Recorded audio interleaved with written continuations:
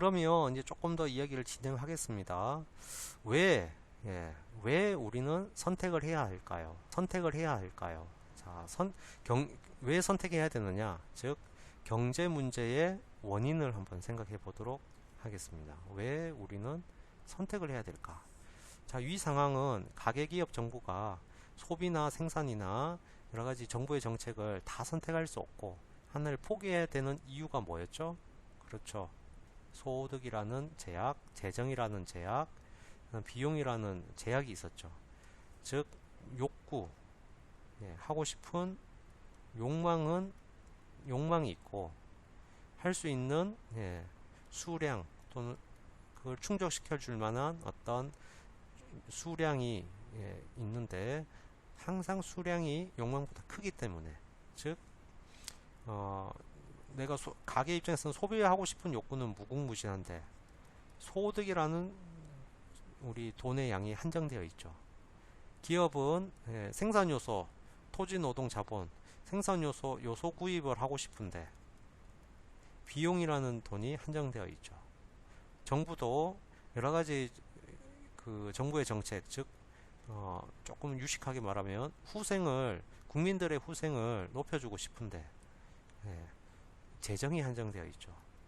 자, 결국 우리가 선택을 할 수 있는 상황은 욕망과 수량 사이에 욕구가 또는 욕망이 그걸 충족시켜 줄 수 있는 수단보다 크기 때문에 거꾸로 수량이 욕망보다 작기 때문에 생겨난다라는 거예요. 이 개념이 뭐냐면은 희소성이라는 개념입니다. 자원의 희소성이라는 개념입니다. 자, 그래서 우리 교재 프린트물 한번 다시 가겠습니다. 자, 경제 문제가 발생하는 원인, 경제 문제, 즉 선택이 발생하는 원인이 뭐냐? 자원의 희소성. 그럼 희소성의 개념이 뭘까요? 나옵니다. 인간의 욕구에 비해 자원이 상대적으로 적게 드는 것. 자, 상대적이라는 것, 상대적으로 적게 존재하는 경우에 희소성이 있다 한다.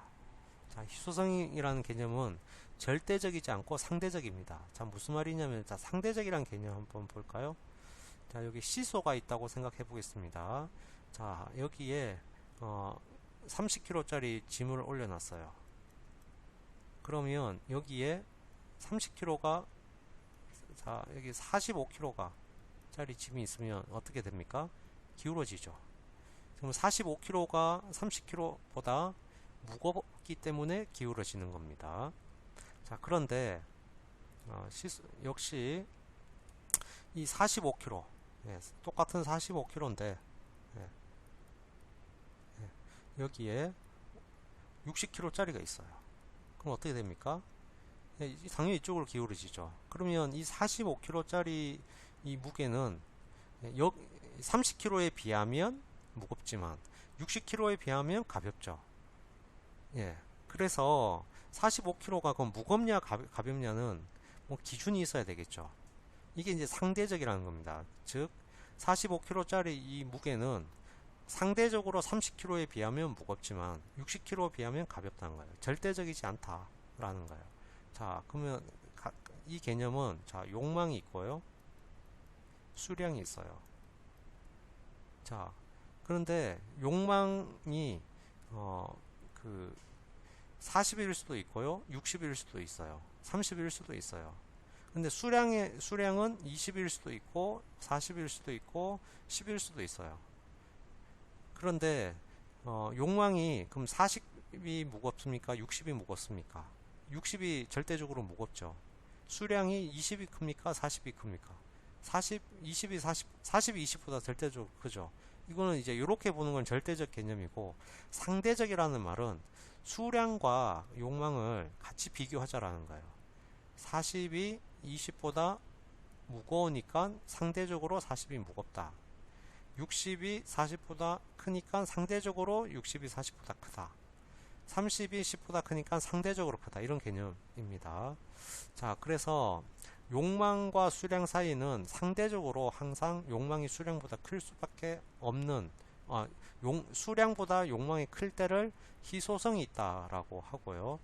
자, 이에 비해 인간의 욕구와 무관하게, 자, 욕구를 생각하지 말고 자원의 수량만 절대적으로 적게 존재하는 경우는 희귀성이 있다라는 표현을 합니다.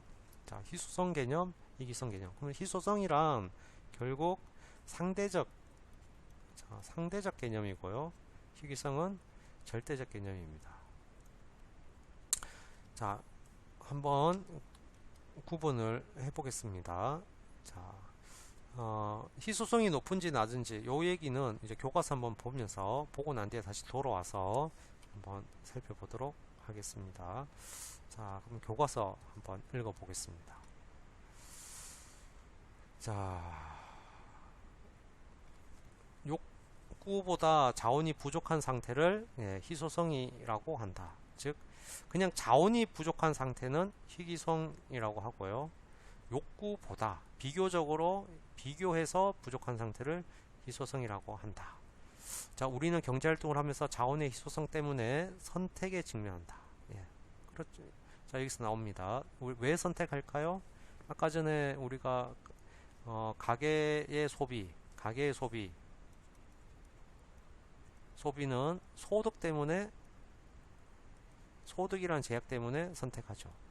소비하고자 하는 욕구는 무한하고 그걸 충족시켜 줄 만한 수량은 제한되어 있어서, 즉 뭐가 발생하는 겁니까? 수량은 제한되어 있어서, 즉 희소성이 발생한 거죠. 그래서 어떻게 해야 됩니까? 선택한다. 자, 선택을 하는 이유는 마찬가지입니다. 여러분이 시험 공부할 때 10일 전에 시험 계획을 짜죠. 시험 계획을 짠다는 것은 10일 전, 9일 전, 8일 전 내가 각각 어떤 과목을 공부해야 될지 선택하는 겁니다. 오늘 수학하면 영어는 못하죠. 그럼 내일 영어 하고요. 영어 하면 국어를 못하죠. 또는 수학을 못하죠. 이렇게 국어, 이렇게 계획을 짜는 것이 사실 공부할 과목을 선택하는 겁니다. 왜 우리가 선택할까요? 시험 기간이라는 제약이 있기 때문에 선택을 한다라는 말입니다. 희소성이란 사람들의 욕구는 무한한 데 비해 욕구는 무한하지만 욕구를 채워줄 재화나 서비스를 원하는 만큼 생산하기에 또는 원하는 만큼 소비하기에 늘 자원이 부족한 상태를 말한다. 사람들은 사고 싶은 것이 많지만 소득이 부족하고, 소비하고 싶지만 소득이 부족하고, 바다나 강이 보이는 곳에 집을 짓고 살기를 원하는 사람이 많지만, 자, 집을 짓고 원하는 사람 생산하고 싶지만 조망이 좋은 곳의 땅, 즉 토지라는 자원은 한정되어 있다. 기업은 공장을 더 짓고 싶지만, 자본을 더 늘리고 싶지만 자금이 부족하고, 정부는 국민의 삶의 질을 높이고자 교육, 문화, 복지 관련 예산을 늘리고 싶지만 조세 수입, 재정은 한정되어 있다. 이처럼 가계기업, 정부를 포함한 모든 경제 주체는 어디에 직면하죠? 희소성이라는 개념에 직면한다. 즉 선택에 직면하게 된다. 자, 이렇게 이해가 되고요. 자, 희소성은 항상 일정한 것이 아니라 지역이나 시기에 따라 달라지는 특성이 있다. 자, 상대적이라는 뜻입니다. 자, 상대적이라는 뜻의 두 가지 의미인데요. 아까 전에 우리는 욕구와 수량 사이에, 욕구와 자원의 양 사이에 상대적 힘에 의해서 어디가 크고 작은지를 보는 게 상대적이라는 의미고요.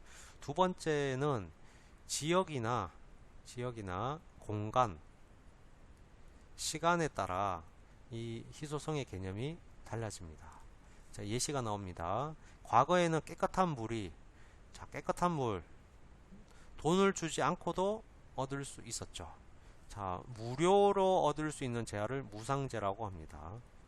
공짜로 얻을 수 있는 재화. 굳이 깨끗한 물을 돈 주고 사 먹을 필요가 없었죠.